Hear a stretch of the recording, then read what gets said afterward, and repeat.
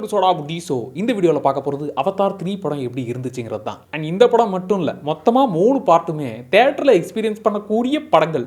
அப்படியே அந்த வேர்ல்டுக்குள்ளே நம்மளை அப்படியே கூட்டிகிட்டு போயிட்டு டேய் அந்த வேர்ல்டு நிஜமாக நடக்கிற மாதிரி நம்மளை ஃபீல் பண்ண வைக்கிறாங்கிற ஒரு பயங்கரமான எக்ஸ்பீரியன்ஸை கொடுத்துரும். நிச்சயம் அவர் சைடு எப்பா வெறுத்துட்டங்க முடியலங்க அப்படிங்கிற டிசப்பாயின்மெண்ட் கண்டிப்பாக அவர் கொடுக்க மாட்டாருங்கிறது 100% உறுதி.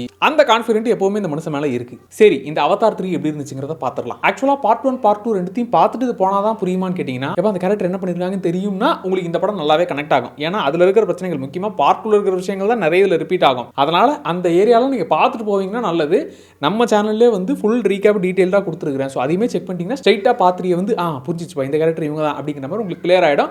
ஸ்ட்ரைட்டாக நீங்கள் என்ஜாய் பண்ணலாம். ஆனால் பார்ட் 1 பார்ட் 2 பார்த்துருந்தா தான் பயங்கரமாக இது கனெக்ட் ஆகும். இதில் கதை என்ன அப்படின்னாக்க, வழக்கமாக நம்ம நாவிகள் வந்து எய்வாதான்ப்பா எல்லாமே, அவங்களோட கம்யூனிகேட் பண்ணுற முன்னோர்கள் எல்லாம் அவங்க மூலியமாக தான் நம்ம கூட இருக்காங்கன்னு சொல்லி எய்வா மேலே அவ்வளோ நம்பிக்கை வச்சிருக்காங்கல்ல. இன்னொரு குரூப் வந்து அந்த கிளானு எய்வெல்லாம் ஒன்றும் கிடையவே கிடையாதுடா, அதெல்லாம் நாங்கள் நம்ப தயாராகவே இல்லடான்ற மாதிரி ஆக்ரோஷமாக நாவிகளே அட்டாக் பண்ணுற குரூப் அவங்க. இந்த பக்கம் நம்ம பார்ட் 1லேருந்தே இப்போ பார்த்தாலும் அந்த மிலிட்ரி ஹெட்டு, அதான் அந்த மைல்ஸ், அவன் வந்து டேய் ஜாக் சொல்லி உன்னை போட்டு தள்ளியே தீர்வன்ட்டான்னு அவன் இன்னுமே அடம்பிடிச்சு சுற்றிட்டு இருக்கிறான். இப்படி ஆக்ரோஷமாக எய்வாவை நம்பாத ஒரு குரூப்பு இன்னொரு பக்கம் இந்த மைல்ஸ் அட்டாக் பண்ண துரத்திக்கிட்டு இருக்கிறான். அதை தாண்டி எக்ஸ்ட்ராவாக ஒரு பெரிய பிளான் வேறு போடுறாங்க.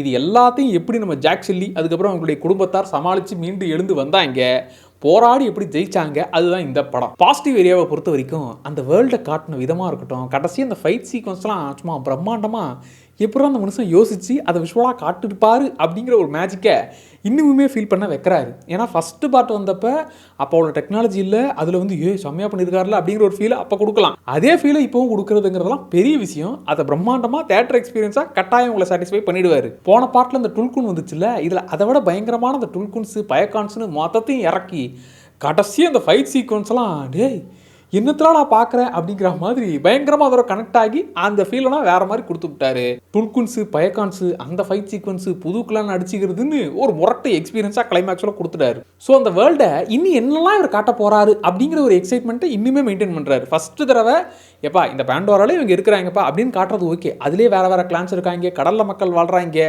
நெருப்பு சார்ந்த மக்கள் இருக்கிறாங்கன்னு சொல்லி விதவிதமாக காட்டுறதுங்கிறதெல்லாம் ஓப்பனிங்கில் அப்படியே பறந்து போவாங்க.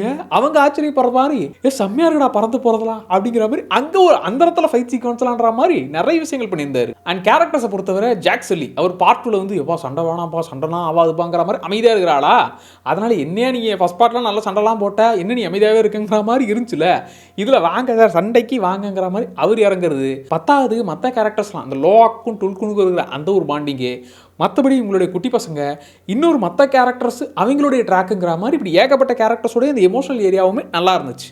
முக்கியமாக அந்த லோக்கும் டுல்குனுக்கும் இருக்கக்கூடிய அந்த ஒரு பாண்டிங்கு ஆக்சுவலாக அதுதான் இந்த கதையுடைய பேஸு. அந்த ஏரியா ரொம்ப நல்லா இருந்துச்சு. அப்புறம் இந்த புது கும்பல் இந்த துப்பாக்கி தூக்கும் போதெல்லாம் என்னது அவங்க இருக்கிறதுலே காட்டு மிரண்டாக இருப்பாங்களா, அதனால் இவங்க துப்பாக்கியை பார்க்கும் போதெல்லாம் என்னது அப்படிங்கிற மாதிரி அவங்க ஆச்சரியப்படுறது. அந்த கும்பலே ஒரு மாதிரி கிறுக்குத்தனமாக இருக்கும். அதுலேயும் தமிழ் டப்பிங் டீமும் கொஞ்சம் ஒரு படி மேலே போயிட்டு வாடியும் படித்தாண்டா பத்தினி இதே தமிழ் டப்பிங்க எல்லாம் மீறி போயிட்டு இருக்குன்ற மாதிரி கொஞ்சம் அந்த தமிழ் டப்பிங் வழிகள்லாம் ஜாலியாக இருந்துச்சு. அண்ட் முக்கியமாக ஃபர்ஸ்ட் ஹாஃபில் ஒரு பெரிய ஃபைட் சீக்வன்ஸு, அதான் எஸ்கேப் ஆகிற ஃபைட் சீக்வன்ஸு. ஆனால் செகண்ட் ஹாஃப்லாம் கிளைமேக்ஸ் முடிய போதானா இல்லை அதுலேயே நாங்கள் ஒரு 3 கிளைமேக்ஸாக வச்சுருக்கோங்கிற மாதிரி ஃபைட்டு தான்.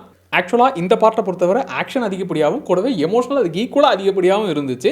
ஸோ ரெண்டுமே அதிக அளவில் கலக்கப்பட்ட கதை இது. சரி, இதில் நெகட்டிவ் ஏரியாஸ்க்கு வருவோமா? ஆக்சுவலாக எனக்கு பார்ட் 1 பார்ட் 2 இருக்கிற விஷயங்கள் நிறைய ரிப்பீட் ஆன மாதிரி இருந்துச்சு. இப்போவும் நான் சொல்கிறேன், தேட்டர் எக்ஸ்பீரியன்ஸான தேட்டர் மெட்டீரியல் தான் இந்த படம், அதில் டவுட்டே கிடையாது. ஆனால் பார்ட் 1 பார்ட் 2 விஷயங்கள் அப்படியே நிறைய ரிப்பீட் ஆச்சு பண்ணுற மாதிரி தான் இருந்துச்சு. குறிப்பாக இந்த செகண்ட் பார்ட்டில் இந்த டுல்குனை வச்சு அந்த கதையாக போகுமா, அதே விஷயங்கள் அப்படியே தான் கண்டினியூ ஆகிட்டு இருக்கும். அதே மாதிரி அந்த மிலிட்ரி அவன் வந்து என் பையன் வந்துரு அப்படிங்கிற மாதிரி பையன் மாஸ்டரும் சுற்றுவார், அதே விஷயங்கள் அப்படியே தான் ரிப்பீட் ஆகும். ஸோ அதில் இவங்க அடுத்த கட்டத்துக்கு போகாமல் அதே விஷயத்தை தான் சுற்றிட்டு இருந்த மாதிரி தான் இருந்துச்சு. நான் பார்ட் 2 திரும்ப பார்க்கணுன்ற மாதிரி ரிப்பீட் ஆன விஷயங்கள் நிறைய இருந்துச்சு. அப்புறம் இந்த பசங்க போய் மாட்டிக்கிறது, அதுக்கப்புறம் அவங்க தப்பிக்கிறதுன்னு இந்த விஷயங்கள் நிறைய ரிப்பீட் ஆகிட்டே இருக்கும். இது பார்ட் 2லே கொஞ்சம் அதிகமாக இருக்கும். அதே விஷயங்கள் இதுலையுமே நிறைய இருந்துச்சு. பார்ட் 1ல துரோகியா மாறிட்டல அப்படின்னு சொல்லி ஜாக் சொல்லி எதிர்த்த அந்த கர்னல் மைல்ஸ் அவன் மேலே செம்ம கேரக்டர்லாம் தோணும்ல. இதில் உனக்கு என்னதாண்டா வேணும், அவங்க கூட சமாதானம் போக நினைக்கிறியா இல்லை அவங்க கூட சண்டை போட்டு சாவடிக்கணும்னு நினைக்கிறியா, என்னதாண்டா உனக்கு வேணுங்கிற மாதிரி அந்த கேரக்டரே ஒரு மாதிரி ஆக்கி விட்டுருவாங்க. கடைசியில் அவன் பண்ணுறதெல்லாம் என்னது இது அப்படிங்கிற மாதிரி தான் இருந்துச்சு. அப்புறம் இந்த புது கிளானு இந்த அட்டாக்கிங் கும்பல் ஆக்ரோஷமான கும்பல் அந்த கேங்கை இன்னுமே வேற லெவலாக காமிச்சிருக்கலாம். அது ரொம்ப கம்மியாக எனக்கு தெரிஞ்சவங்களை அடியால் மாதிரி யூஸ் பண்ண மாதிரி தான் இருந்துச்சு. அவங்க எக்ஸ்ட்ராவாக சேர்த்ததுனால தான் இது பார்ட் டூலேருந்து கொஞ்சம் தனியாக தெரியுது. இல்லைனா பார்ட் டூ கதையே அப்படியே திரும்பி டுல்குன் பிரச்சனை, திரும்பி இந்த பிரச்சனைன்ற மாதிரி அப்படியே ரிப்பீட் ஆன ஃபீல் இருந்துச்சா.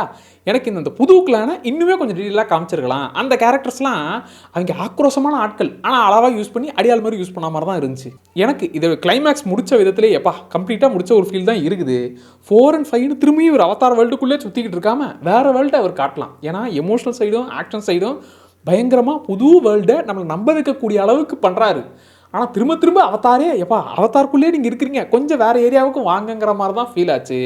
இது எனக்கு கடைசியாக அந்த எண்டிங் வந்து கம்ப்ளீட்டாக முடிச்ச ஒரு ஃபீல் தான் இருந்துச்சு. ஓவரால் கட்டாயமாக என்ஜாய் பண்ணக்கூடிய படம் தான். இப்போ நான் தனியாக பார்த்தேன்னா திரும்பி ஃபேமிலியாக ஒரு தடவை போய் பார்க்கக்கூடிய, நான் இப்போவும் தேட்டரில் நல்லா என்ஜாய் பண்ணக்கூடிய எனக்கு ஒரு படம் தான்.